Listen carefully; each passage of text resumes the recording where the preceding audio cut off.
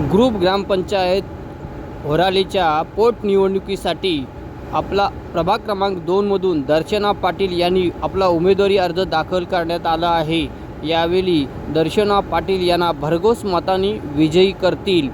प्रभाग क्रमांक 2 नागरिकांनी दिलेल्या शब्दाचं पालन नक्कीच करणार असा भरघोस विश्वास दर्शना पाटील यांना ठाम आहे व येत्या 28 तारखेला निवडणूक प्रक्रिया पार पडणार। यामध्ये येत्या 30 तारखेला निवडणूक प्रक्रियामध्ये निवडणुकीचा विजयीचा गुलाल हा दर्शना पाटील यांच्या अंगावरती पडणार असा ठाम विश्वास दर्शना पाटील यांनी संघर्ष रायगड न्यूजशी बोलताना आपले मन व्यक्त केले। पाहूया काय बोलतायत दर्शना पाटील। मी दर्शना दिनेश पाटील।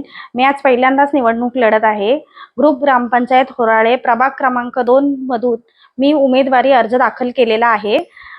मागील 4 वर्षापूर्वी जी निवडणूक झाली होती त्या निवडणुकीमध्ये परखंदे गाव आणि परखंदे कोयना याच्यामधून परखंदे कोयन्यामधून अंकुश मोरे आणि परखंदे कोयन्यामध्ये आणि परखंदे गाव यांनी मिळून दोन्ही गावांनी मिळून बिनविरोध देण्याचं ठरवलं।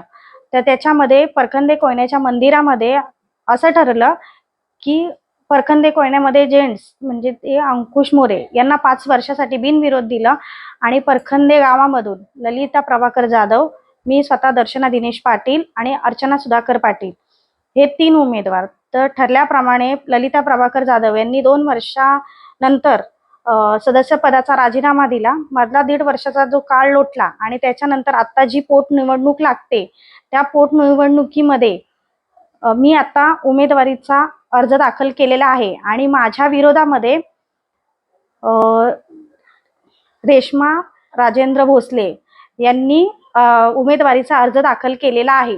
तसंच मला दोन्ही गावांनी मिळून जो शब्द दिला होता तर तो शब्द दोन्ही गाव मिळून हे मला निवडून आणतील याची मला पूर्णपणे त्यांच्यावर दोन्ही गावांवर विश्वास आहे आणि त्याच विश्वासाला त्या विश्वासावरच मी आज उभी आहे आणि जो त्यांनी माझ्यावर विश्वास दाखवलाय त्याच विश्वासावर मी जी पुढे गावासाठी जी विकासाची कामे येतील ती कामे करण्याचा आटोनाट प्रयत्न करेल।